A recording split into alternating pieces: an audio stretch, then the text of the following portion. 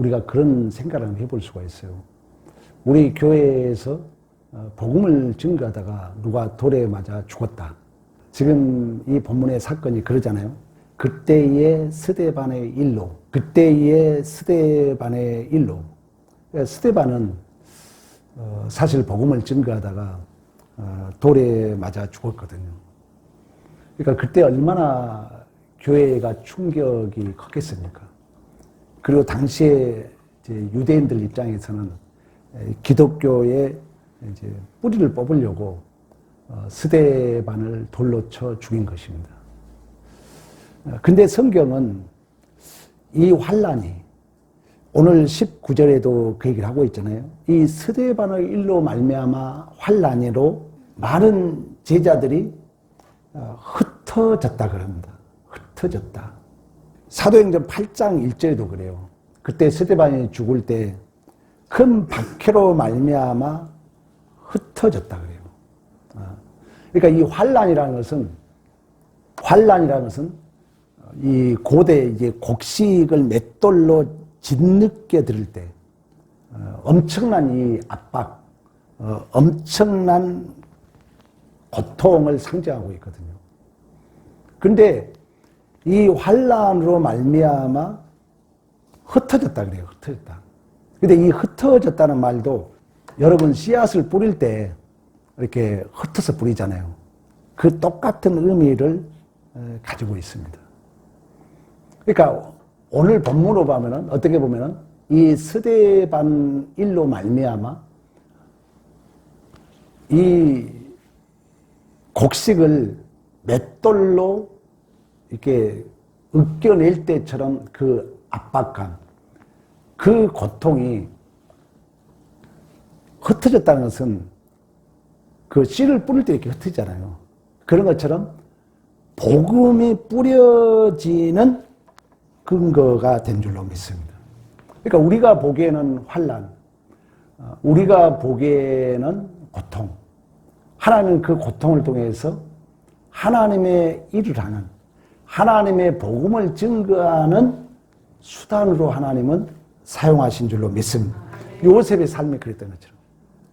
요셉이 엄청난 형제들에게 고난을 당하고 또 누명을 쓰고 감옥에 갔지만 그 길이 총리를 만들어내는 수단이 되었던 것처럼. 그래서 성경은 항상 말할 때 너희가 시험을 만나거든 환난을 만나거든 기쁘게 여기고 이상하게 여기지 말라 한다는 거예요. 이상하게 여기지 마라. 그러면 이 환난을 통해서 씨앗이 뿌려졌잖아요. 복음의 씨앗이. 그러면 이 환난이 올 때 복음의 씨앗이 된 자들이 어떤 자들이냐는 얘기예요. 환난이 올 때. 우리에게도 수없는 환난이 오죠. 여러분 인생에도 환난이 오잖아요. 환난이 올 때 이제 흩어졌어요. 흩어졌는데 오늘 19절에 보면은 여전히 그들은 유대인에게만 말씀을 어땠다고 그래요? 전했다고 그래요. 환난이 복음을 뿌리는 하나의 근거가 되었다는 거예요. 환난이 성경은 뭐랍니까? 환난을 기뻐라, 시험을 기뻐라 그러잖아요. 환난이 인내를, 인내가 연단을, 연단이 소망을 이룬다 그러잖아요. 그러니까 하나님은 환난을 통해서 하나님의 일을 해 간다는 것입니다. 근데 이제 환난이 와서 흩어졌어요. 오늘 19절에 그러잖아요. 근데 여전히 이들은 흩어졌는데 아직까지 복음이 누구에만 전달돼야 된다? 유대인들에게만 전달돼야 된다는 거예요. 우리 계속 지금 사도행전 9장, 10장, 11장 고넬료의 복음을 증거하는 과정을 겪어오면서 계속해서 우리가 다뤘던 게 뭡니까? 우리가 가지고 있는 조건, 우리가 가지고 있는 자격, 우리가 타락의 본성으로 가지고 있는 종교적 본성, 종교적 본성은 샤머님적인 거, 이렇게 하면 이렇게 복을 주겠지, 거래적인 거, 이걸 얘기하는 거예요. 근데 하나님은 그런 생각을 가지고 있으면 이건 하나님의 울타리가 되기 때문에 절대 더 이상을 나갈 수 없다 그랬잖아요. 그래서 하나님이 베드로에게 부정한 음식을 하늘에서 내려요. 그러니까 베드로도 역시 그런 종교적 본성에 나는 절대 먹지 않겠다 그러잖아요. 그때 하나님이 내가 깨끗하게 했는데 내가 왜 부정하게 하느냐 하면서 그러한 것이 3번 내려오고 성령이 가라 해서 결국 복음이 증거된 줄로 믿습니다. 마찬가지로 아직까지 흩어져서 그들이 구브로 쪽에 갔지만 여전히 그들 생각은 이러한 종교적 본성이 있기 때문에 우리도 그랬잖아요. 우리끼리 지금 그 얘기하는 거예요. 지금. 그러나 20절 봅니다. 그 중에 구브로와 고로온의 몇 사람이 안디옥에 이르러 헬라인에게 예수를 증거한 줄로 믿습니다. 인문학에서는 그런 얘기를 합니다. 인문학에서 가장 큰 죄를 뭐라 하냐면은 세많은 거라 그래요. 사람을 죽였어. 죄입니까? 벌입니까? 그렇지. 벌이라는 거예요. 근데 우리는 되게 뭐로 생각해요? 죄라고 생각한다. 그러면 저는 이제 저 개인적 해석이야. 벌 받은 사람을 좋아해야 돼요? 불쌍히 여겨야 돼요? 불쌍히 여겨야 된다. 그러면 저 사람이 살인을 지었어. 저 나쁜 놈이라고 내가 지금 말하고 있는 것도 죄여 벌이여? 벌이라는 거예요. 그러니까 하나님을 떠나면은 모든 것은 죄도 되고 벌이 되지. 그러니까 이제 우리는 죄는 우리 지난주에 얘기했잖아요. 전기선이 빠진 냉장고라는 거예요. 죄는 우리 원어적으로 하나님과 단절이라는 거죠. 단절된 모든 벌의 증상이라는 거예요. 죄와 벌 나중에 이제 그 주인공이 누굽니까? 뭐 라스코니코프인가 그 살인자가 결국 그 성경책을 읽고 그가 부활하고 그러잖아요. 근데 그 죄와 벌의 주인공이라고 말해야 되나? 라스코니코프라는 사람이 사람을 2명이나 죽입니다. 제가 지금 하고자 하는 얘기가 지금 몇 사람 이름 없는 자들 이들은 당시에 인간이 가질 수 있는 조건과 환경과 종교적 본성을 넘어서 헬라인들에게 복음을 증거했다는 거예요. 그러면 이것을 어떻게 해석하겠느냐? 그걸 저는 이제 사랑이라고 했는데 연정이라고 해석하더라고요. 연정. 그러니까 연정은 뭐냐면은 전혀 따지지 않고 끝까지 그 상대를 바라보는 것. 사모하는 마음. 그러니까 우리가 그 라스코니코프가 초이 되고자 사람을 2명이나 죽이잖아요. 근데 그 사람을 변화시키는 것은 우리 인간은 혼자 있을 수가 없어요. 우리 인간은 에제르가 필요해요. 에제르 알죠? 돕는 자. 우리 인간은 파라클레토스가 필요하다는 거예요. 그래 이 파라클레토스 돕는 자가 누굴 통해서 일을 해야 돼요? 사람 통해서 일해야 된다는 거예요. 영이 어떻게 일을 합니까? 사람을 통해서 일한다는 거예요. 그러면 그 하나님이 나를 통해서 일할 때 오늘 어떤 사람은 이방인들은 복음을 증거하면 안 된다. 어떤 사람은 이방인들은 복음을 증거한다. 그러니까 연정이라고 얘기했대요. 연정은 전혀 계산 없이 그냥 상대를 끝까지 이렇게 사모해 주는 마음이라는 거예요. 그래서 그 죄와 벌의 라스코니코프가 옆에 누군가 돕는 자가 있어야 돼. 그 돕는 자가 누구냐면은 그 소냐라는 자기 동생을 5명 먹여 살려야 되니까 몸을 팔아서 돈을 버는 자. 그가 끝까지 그 옆에 있어주거든요. 이유 따지지 않고. 절대 조건 따지지 않고. 그걸 저는 엊그저께 우리가 밀양에서 배웠던 것처럼 밀양에서도 사실 신혜라는 여인이 가식하고 위선하고 미쳐 다닐 때 카센터 사장 종차이는 항상 옆에 있거든요. 그 마지막 마음을 새로 담으려고 거울을 들 힘도 없는데 거울을 들어주거든요. 그리고 아무 조건 없는 걸음덩이에 빛이 비쳤던 것처럼. 그러면서 제가 이제 저 개인적 해석이야. 장발장도 마찬가지야. 장발장을 변화시킨 사람은 솔직히 누구예요? 그렇죠. 신부죠. 계산하지 않는. 그냥 상대편에 서주는. 그런 자를 하나님은 오늘 본문에 그런 자를 통해서 하나님은 복음이 흩어지는 씨앗이 뿌려지는 주인공으로 쓰인 줄로 믿습니다. 여러분 오늘 본문에 나온 바나바도 마찬가지예요. 이제 제가 그렇게 해석을 하니까 저는 해석자로서 바나바도 마찬가지예요. 바나바는 요셉의 이름이 원래 사도행전 4장 기억나죠? 바나바하고 상대적으로 보여준 자가 누구예요? 아나니아와 삽비라잖아.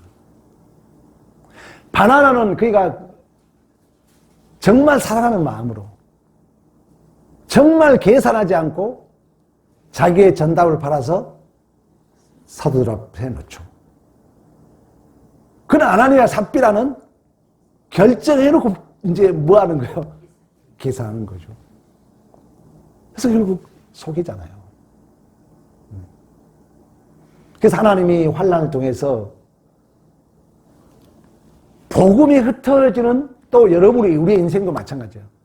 하나님은 다양한 환난을 통해서 하나님은 기이한 하나님의 뜻을 이루는 도구로 우리를 사용하실 줄로 믿습니다. 그때 여러분의 마음가짐이 오늘 이름 없는 몇 사람처럼 그 장발장 옆에 아무 조건 없이 내 것을 도둑질해 간 사람에게 내가 줬다 했던 것처럼 시내 옆에 카센터 사장 종창이가 끝까지 지켜봤던 것처럼 제아벌의 살인자 라스코니코프 옆에 항상 소냐라는 자기도 동생들 먹여 살리기 위하여 몸을 팔아야지만 어쩌면 자기 자신을 진짜 아는 자죠. 끝까지 그를 지켜주던 것처럼 여전히 우리에게는 에제르가 필요합니다. 여전히 우리에게는 파라클레토가 필요합니다. 돕는 자가 필요한데 이 돕는 자는 하나님이신데 그 하나님은 사람을 통해 역사하신 줄 믿습니다. 그 역사에 우리 모두가 주인공 되기를 축복합니다. 그래서 이제 이 소식을 듣고 이방인에게 복음이 증거됐다는 것은 예루살렘 교회로서는 엄청난 사건이에요. 왜?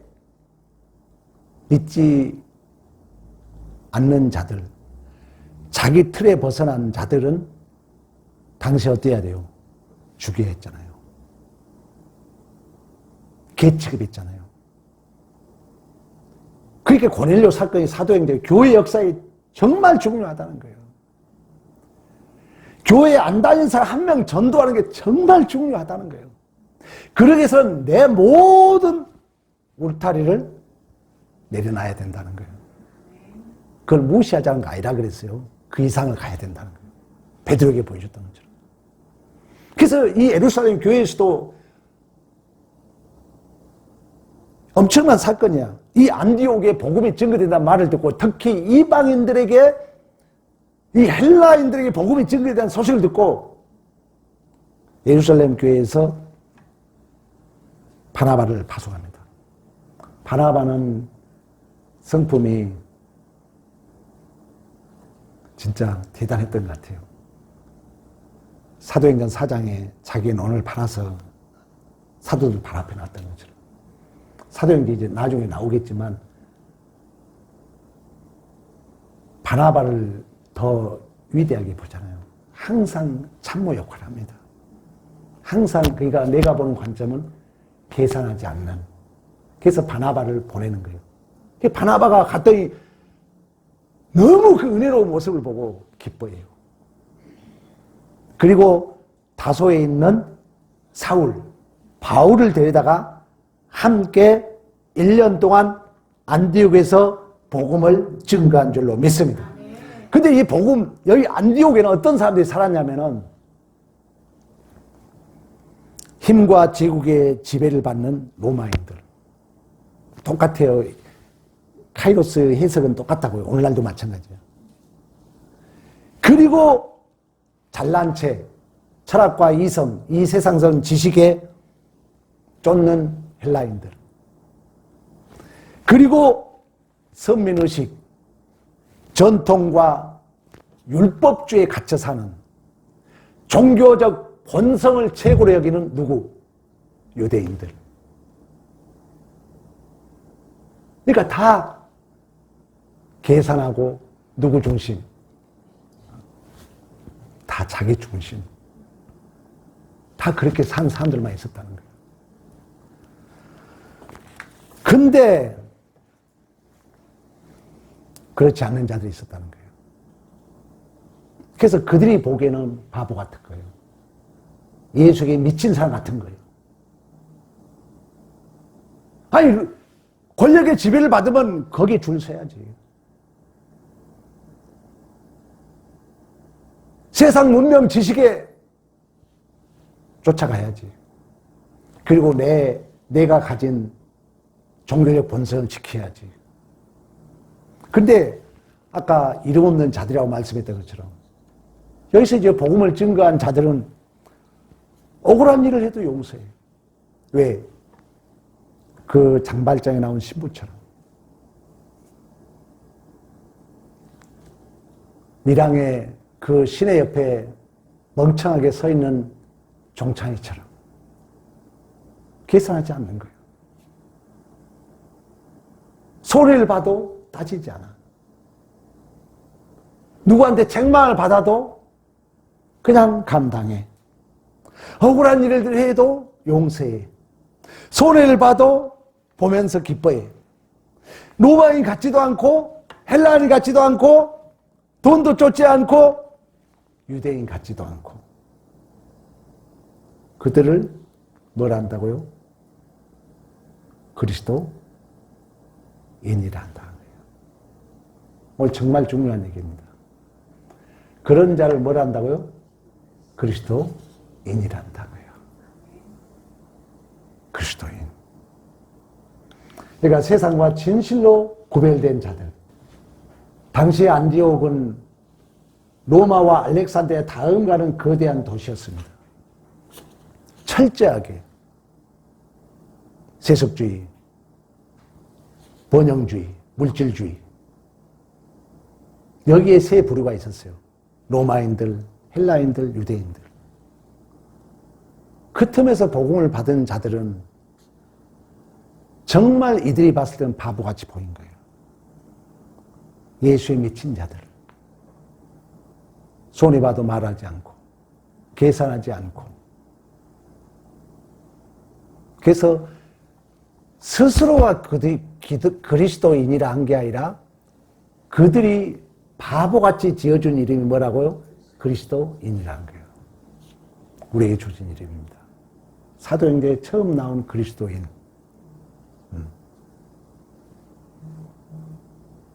이들이 바로 이름 없는 몇 사람들이었고 이들을 통해 하나님은 환난을 통해서 흩어져서 하나님의 일을 하고자 하지만 자기의 생각, 자기의 조건, 자기의 계산, 자기의 종교적 본성을 가진 자들은 유대인들에게만 복음을 증거할 때 그걸 따지지 않고 몇 사람 이름 없는 자들이 복음의 증거됨으로 이방 선교의 문이 열렸던 것처럼 오늘 본문에 그 복음을 받아들인 자들 역시 우리 예수님처럼 오병검을 당하고 침뱉음을 당하고 땀을 맞고 창에 찔림을 당하고 온갖 고난을 당하면서도 도살장에 끌려가는 양처럼 입을 열지 않는 자. 그들을 뭘 한다고요? 그리스도인이라 한다는 것입니다. 여러분 이처럼 환난이 복음을 막을 수 없었고 환난이 오히려 복음의 씨앗을 뿌리는 도구가 됐던 것처럼 결코 세상은 성령의 손에 붙들려 그리스도인의 길을 걷는 우리들의 삶을 결코 막을 수가 없는 줄로 믿습니다. 여러분, 겉에는 실패하게 보일 수 있어요. 내가 좀 모자라 보일 수 있어요. 내가 좀 부족해 보일 수 있어요. 그러나 보혜사 성령 하나님 것은 지금도 흩어지고 실패하고 경계 밖으로 밀려간 오늘 이름 없는 자들이 그 이방인들에게 에제르 파라클레토스로서 그들을 도와줬던 것처럼 성령은 정말 우리 안에 또다시 에제르 파라클레토스로서 위로자, 상담자, 돕는 자로 지금도 우리를 도와주고 계신 줄로 믿습니다. 그리하여 하나님은 바로 그 부족하고 모자란 자리, 내가 어떻게 보면 바보스럽고 내가 손해볼 같은 그 자리에서 성령 하나님은 여러분들에게 너는 그리스도인이야, 이렇게 속삭이고 있는 줄로 믿습니다. 그렇다면 여러분, 오늘 설교를 듣는 자들로서 역사는 그냥 흐릅니다. 오늘 그냥 시간이 흘렀어요. 똑같습니다. 역사는 말을 하지 않습니다. 그 문제는 뭐냐? 내가 어떻게 해석하냐의 문제라는 거예요. 그래서 우리가 복음을 듣는 거예요.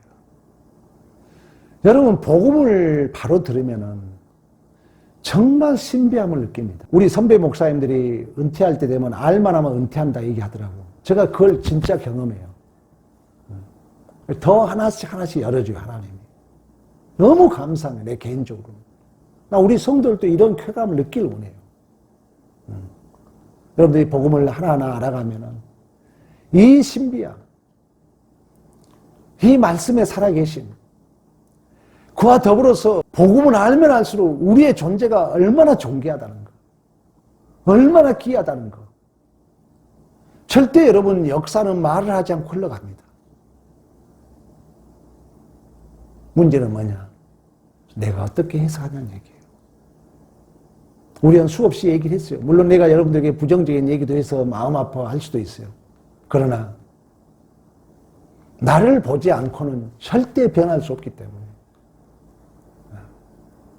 그러나 우리는 분명히 그리스도인, 이 온 우주 만물의 총감독자가 하나님이라면, 여러분들을 힘들게 하고 여러분들을 못마땅해 하는 자들은 나를 주인공으로서 더욱더 빛나게 만드는 조연일 뿐이고 여러분들이 바로 주인공인 줄로 믿습니다.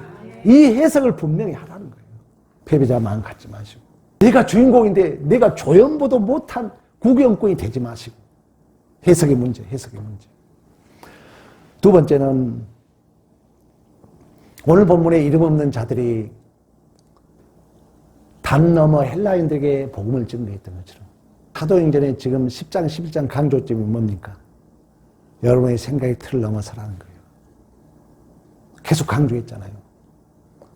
베드로가 그렇게 종교수행 본성 가지고 주님 오게도 죽은 대로 같이 갑니다. 그러나 막상 십자가를 지르고자 할 때 아유 안 됩니다 말렸다가 사탄아 물러가라.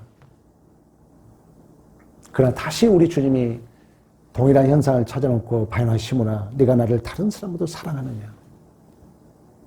3번 부인했던 베드로가 3번 그런 환상이 지나간 후에 많은 권임 속에 성령이 가라. 너 내 말 들어라. 여러분도 하나님의 음성을 들으셔야 돼요. 아직도 여러분 틀에 어떤 울타리에 그 넘어가지 못한 자들에게 담대하게 손을 뻗기를 축복합니다. 마지막으로 계산하는 것. 성경에는 그런 말이 안 나오지만 우리는 진정한 순수한 마음, 하나님이 쓴 자들은 계산하지 말라는 거예요. 그냥 그 상대만 바라보라는 거예요. 그냥 주님만 바라보라는 거예요. 계산기를 보아야 돼요. 그 장발장 옆에 신부처럼, 신의 옆에 종찬처럼, 그 죄와 벌 주인공 옆에 라스코니코프 옆에 그 소냐가 끝까지 그 시베리아 감옥까지 따라가서 끝까지 그 옆에 있었던 것처럼 우리에게 진정한 에제르 파라클레토스가 필요합니다. 여러분이 그 진정한 성령이 나와 함께함으로 여러분이 또 다른 누군가를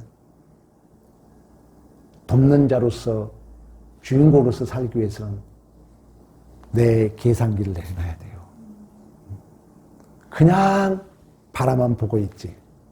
그냥 주님만 바라보는, 그냥 그 이웃만 바라보는 이러한 믿음의 승리가 있기를 간절히 축복합니다.